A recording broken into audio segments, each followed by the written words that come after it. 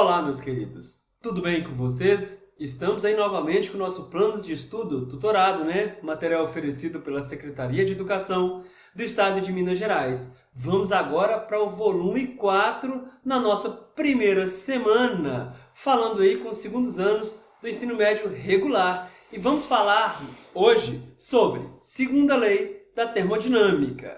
Mas antes disso, convido vocês, inscreva-se em nosso canal e ative as notificações para ficarem por dentro de tudo que tem sido postado cotidianamente. Galera, o projeto Enem tá show! Eu não erro mais! Escola Online vocês se preparando aí com qualidade para a prova do Exame Nacional do Ensino Médio. Os professores da Escola Online têm aí dado aulas diariamente abordando os principais tópicos que são cobrados na prova do Enem e gratuitamente, galera. Galera, show, viu? Tem tido uma receptividade enorme, enorme mesmo.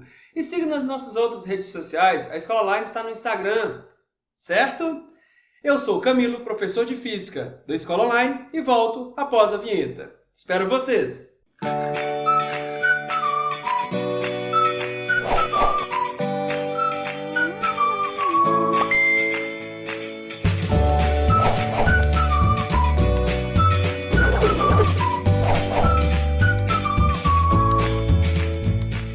Chegamos falando sobre segunda lei da termodinâmica. Aí nós vamos dizer o seguinte, que é impossível construir uma máquina térmica que opere em ciclo convertendo integralmente calor em trabalho. Mais ou menos isso aqui, ó. É impossível construir uma máquina que operando em ciclos tem como efeito único retirar energia térmica da fonte quente, calor, de uma fonte quente e convertê-lo integralmente em trabalho, energia útil. Gente, uma parcela da energia vai ter que ser degradada, desperdiçada. Não tem como. Então aqui eu tenho aqui uma fonte quente. Tá vendo aqui que eu tenho aqui, ó, uma chama, uma caldeira? Aqui, por exemplo, está aquecendo a água. A água absorve o calor aqui. Aí, nesse caso, minha fonte quente, a água chega aqui e ela começa a se movimentar, Energia térmica se converte em energia cinética. E por essa região aqui vai ser minha fonte fria. Eu já quero que vocês acostumem com esses termos, porque vai ser importante você identificar e conhecer esses termos, tá? Fonte fria. Então, parcela da energia absorvida aqui na fonte quente, ela é degradada. Parcela do calor, ela é jogada aqui, ó. Ela é pela fonte fria para o meio ambiente. Não toda quantidade de calor vai se converter em energia útil, em trabalho. Infelizmente, gente. Porque aqui, parcela da energia chega, por exemplo, nesse pistão, ao aquecer o ar em volta aqui, as moléculas de água, faz com que esse pistão tenha uma expansão e depois uma compressão, movimentando aqui a manivela, ó, a roda, ó. Então, uma parcela de energia é convertida em trabalho, energia útil, uma parcela do calor aqui, ó, da quantidade de calor total, mas uma quantidade é desperdiçada, degradada. Então, infelizmente, nós não conseguimos construir uma máquina térmica que, operando em ciclo, converta totalmente, integralmente o calor envolvido em trabalho. Certo, gente? Gente, mas onde eu posso aplicar isso? Gente, isso foi uma revolução no mundo científico. A locomotiva a vapor. Tá vendo que eu tenho uma fornalha? Seria minha fonte quente. Os gases aqui, ó, devido à combustão, chegam aqui e expandem esse pistão, igual está acontecendo aqui, fazendo esse jogo de manivela aqui, ó, juntamente com a roda e os câmbios aqui, girarem. Aí a locomotiva se movimenta. Só que nem toda a energia que advém da combustão aqui, que é do calor aqui, ó, é convertida em energia mecânica para o movimento. Parcela dela é jogada para o meio ambiente. Então, nós não temos como pegar toda a energia cedida e convertê-la de maneira útil. Uma parcela será degradada.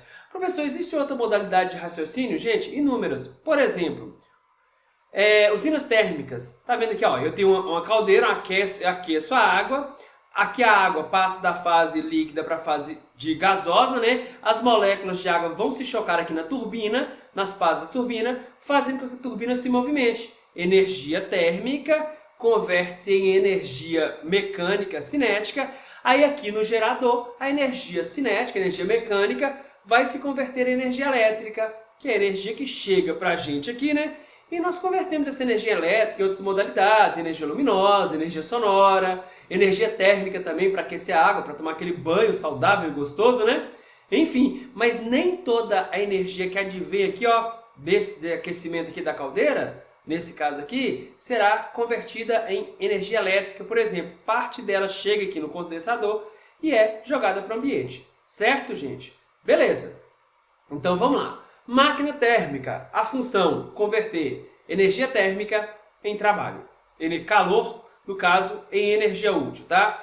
Energia térmica, calor é um processo. É um processo aí do qual você faz essa energia térmica fluir de um corpo a outro. Mas nós acostumamos chamar a energia térmica de calor. Tá bom. Ó, para que uma máquina térmica consiga converter calor em trabalho de modo contínuo, deve operar em ciclos entre duas fontes térmicas, uma fonte quente e a outra fonte fria. Vocês lembram lá do nosso enunciado que o calor flui naturalmente de uma região de maior temperatura para menor temperatura? Então observe aqui, eu tenho uma fonte quente, aqui eu tenho uma fonte fria. Devido a essa diferença de temperatura, vai fluir uma energia aqui, ó. Aí essa máquina térmica aqui representada esquematicamente pega essa energia térmica é recebida pela máquina e parcela dessa quantidade de calor é convertida em energia útil, trabalho pra gente aí, certo? Mas outra parcela, ela é liberada, ela é cedida à fonte fria. Então, a quantidade de calor total envolvida é a soma da energia útil mais a energia cedida para a fonte fria, tá bom? Então, é impossível pegar toda essa quantidade de calor e converter em trabalho. E aí, galera, o que nós vamos fazer? Ó, como que a máquina térmica funciona? Retira calor da fonte quente, converte parcialmente essa energia, né, calor, em trabalho, e depois rejeita uma outra quantidade de calor não convertida em trabalho para a fonte fria. Beleza? E aí nós temos o que chamamos de rendimento. Gente, rendimento. O que seria o rendimento? De forma geral, você pode falar que rendimento é o que é útil sobre o total que você recebe. Nesse caso, eu falei que a energia útil que nós vamos utilizar aí, né, que nós desejamos, sobre a energia total recebida. Vamos escrever dessa forma que está na fonte térmica? Ó, o rendimento é a relação entre o trabalho realizado, energia, né, na forma de trabalho, que isso é útil para a gente, sobre a quantidade de calor retirada da fonte quente, a energia total. Parcela dessa energia total é convertida em trabalho. A relação trabalho por quantidade de calor da fonte quente é o nosso rendimento. Beleza, gente? Isso é importante você entender isso. Útil sobre total. Quanto maior for a parcela de energia convertida em útil, maior é o rendimento desse equipamento, dessa máquina térmica.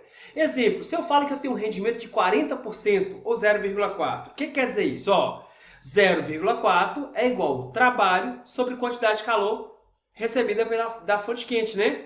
Então, olha o que eu estou dizendo. Seja o trabalho igual a 0,4 da quantidade de calor total. 40% da energia total retirada aqui da fonte quente será convertida em energia útil. 60% será degradada, desperdiçada. Então, se eu tenho um rendimento de 40% de toda a energia retirada da fonte quente, 40% eu utilizo. O resto, 60%, seria degradado. Tem como melhorar o processo? Sim, isso é uma luta constante da ciência para sempre melhorar o rendimento aí dos equipamentos, tá, gente? Enfim. Aí, gente, ó, eu posso escrever dessa forma, só para familiarizarmos aí. Como a quantidade de energia total retirada da fonte quente é igual ao trabalho realizado mais a energia cedida na forma de calor para a fonte fria, né? Temos que eu posso escrever que o trabalho é a quantidade de calor retirada da fonte quente menos a quantidade de calor cedida para a fonte fria. Eu chamei isso de equação 2. Se eu pegar aqui, ó, substituir na equação 1, essa aqui, equação 2, eu tenho que o rendimento é o trabalho realizado dividido pela quantidade de calor recebida da fonte quente. Logo, trabalho é quantidade de calor da fonte quente menos quantidade de calor cedida para a fonte fria dividido pela quantidade de calor retirada da fonte quente. Operando algebricamente, eu chego nessa condição, ó.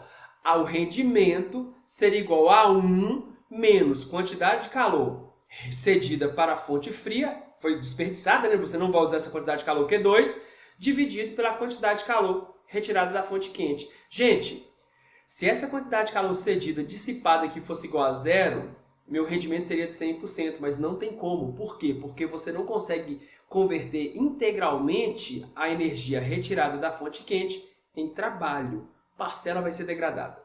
Degradada. Quase não sai. Ok. Gente, o flango tá com saudade de vocês. Vamos lá, galera. Aí, vamos lá para a primeira atividade. O rendimento de uma máquina térmica é medido em porcentagem e é definido pelo quociente, nossa senhora, entre o trabalho realizado e a quantidade de calor absorvida da fonte quente. Assim, uma máquina que retira 600 calorias da fonte quente e realiza um trabalho de 1.600 joules tem um rendimento de... Gente, lembrar que uma caloria equivale a 4,2 joules por aí, tá? 4,18.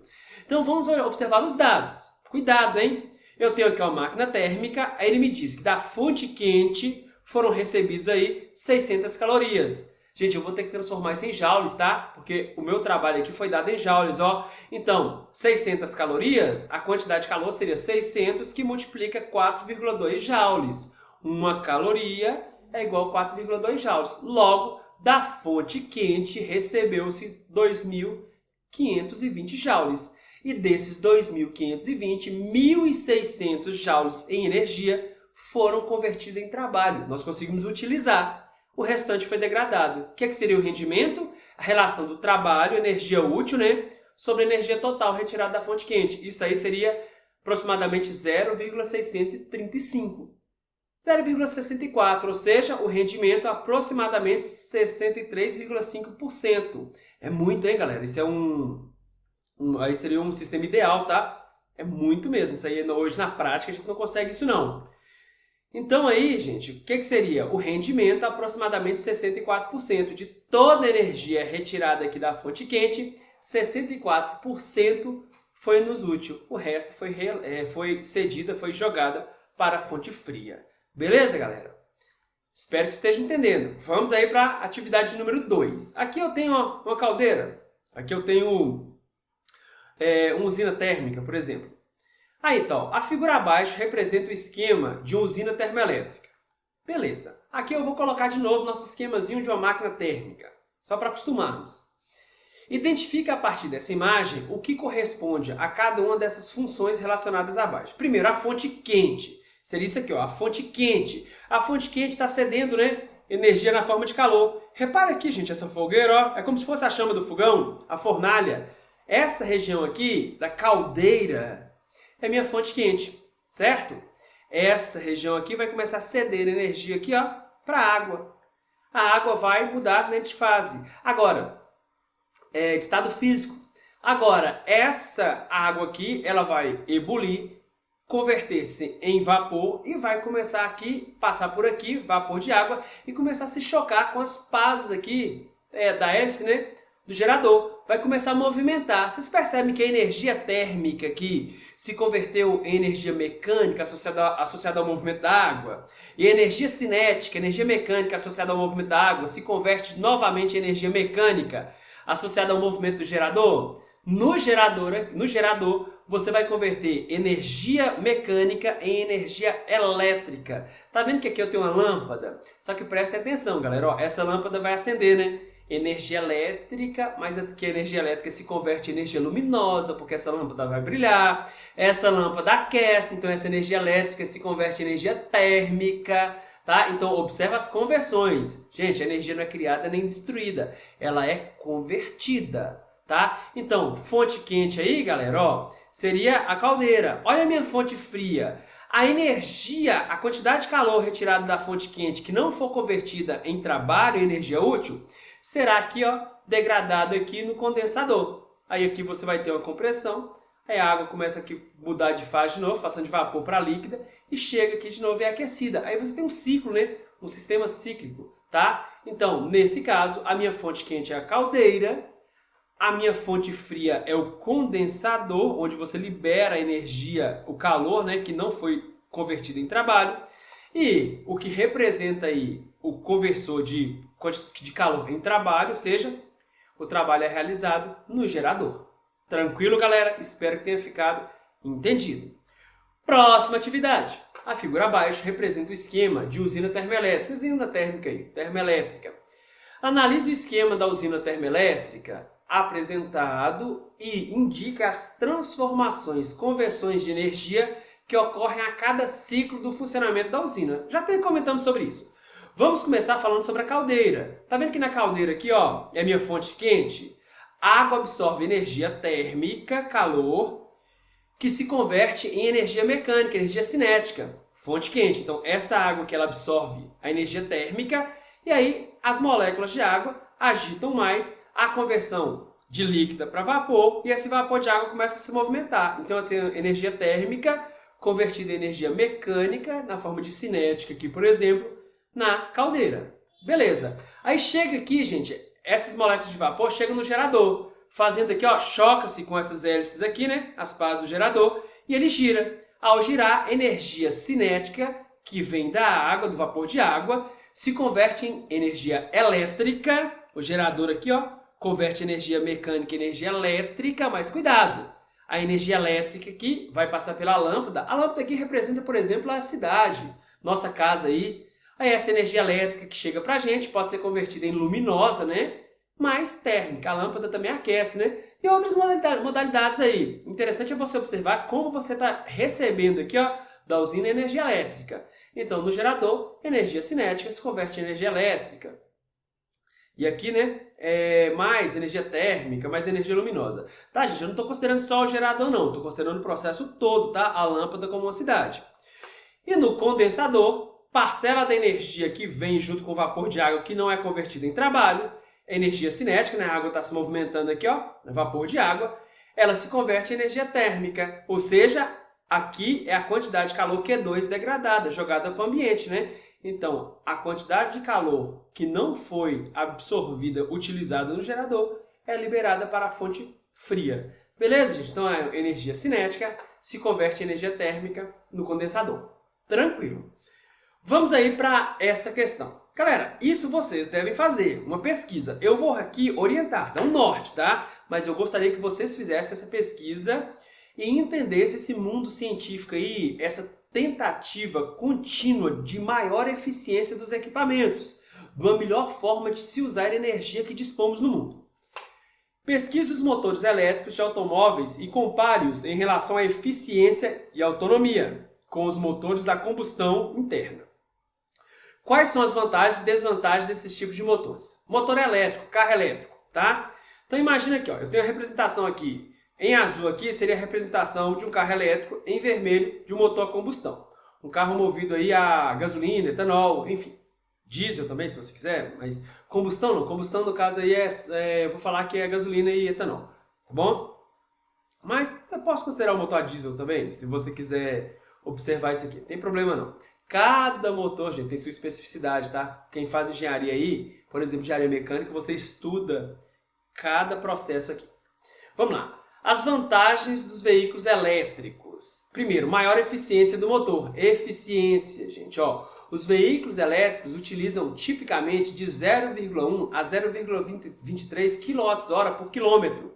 Então, com a menor quantidade de energia, ele consegue movimentar-se 1 km, certo? A média de consumo equivalente para um veículo a gasolina é de 0,89 kWh. Quilowatt-hora é unidade de energia. É meio estranho para vocês por enquanto, mas é unidade de energia por quilômetro. Repara que com a menor quantidade de energia, um carro elétrico consegue se movimentar mais do que... Com a menor quantidade de energia, o carro elétrico consegue varrer 1 km comparado com um carro a gasolina, né, que precisa de maior quantidade de energia, sendo assim bastante menos eficiente que um veículo elétrico. Então, a eficiência do veículo elétrico é maior.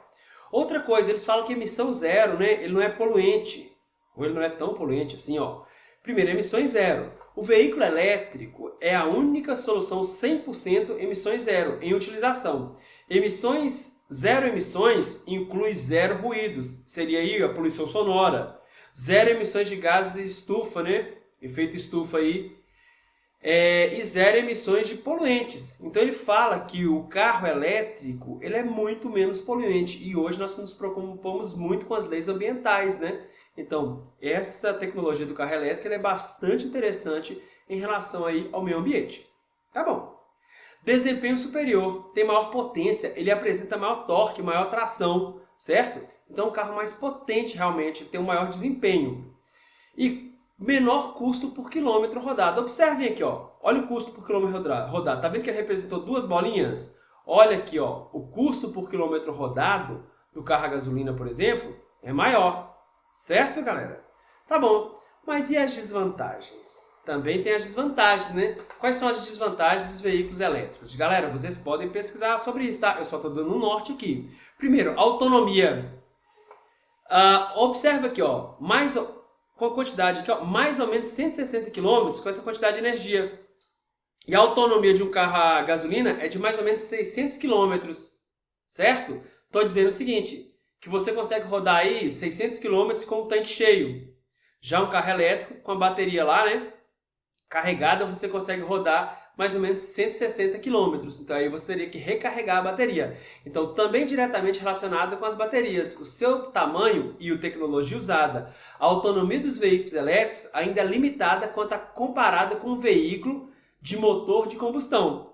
A autonomia poderá andar entre os 100 e 200 km, em média, dependendo do tipo de veículo. Então repare que um desafio aqui, gente, é melhorar a eficiência da bateria, né?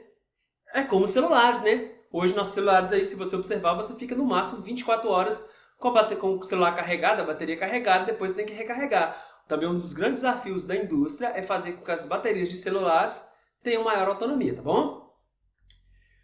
Custo de aquisição. Realmente o carro elétrico é bem mais caro. Assim, quando lançaram o carro a diesel, ele era muito mais caro, o carro elétrico também é bem mais caro, né? Tem uma nova tecnologia, ele agrega tecnologias interessantes, tá? Apesar de custos mais baixos de operação, os veículos elétricos apresentam, em contrapartida, um custo de aquisição normalmente mais elevado, devido ao fato de ser produzido em pequenas séries, tá? Eles trazem tecnologias mais avançadas também, tá? A reciclagem das baterias, como descartar essas baterias, isso também é um problema para a indústria. Maior custo de manutenção, como você não tem aí tanta mecânica especializada, né? A mecânica é uma mecânica especializada, então você tem que utilizar mecânica especializada. Então você tem um maior custo de manutenção, às vezes uma maior dificuldade de aquisição de peças e custo também mais elevado das peças, mas é uma forma interessante e tem se dissipado pelo mundo, tá? O Brasil aí, ele está recebendo uma quantidade razoável de carros elétricos aí, mas eu não posso dizer que nós chegamos aí a uma ponderação grande de utilização, não. Mas tem locais aí que tem sido bastante testado. E é o futuro, né, gente? Isso é o futuro. Beleza, galera? Meus queridos, eu não erro mais. O nosso projeto Enem, que está bombando. Gente, visite a nossa plataforma, observe o material que tem sido deixado para vocês gratuitamente. Material completo aí para que vocês possam acompanhar as aulas do projeto Eu Não Erro Mais e mandar muito bem no Enem. Escola Online de vocês é sinônimo de sucesso. Vem com a gente. Galera, até a semana 2. Espero vocês. Forte abraço!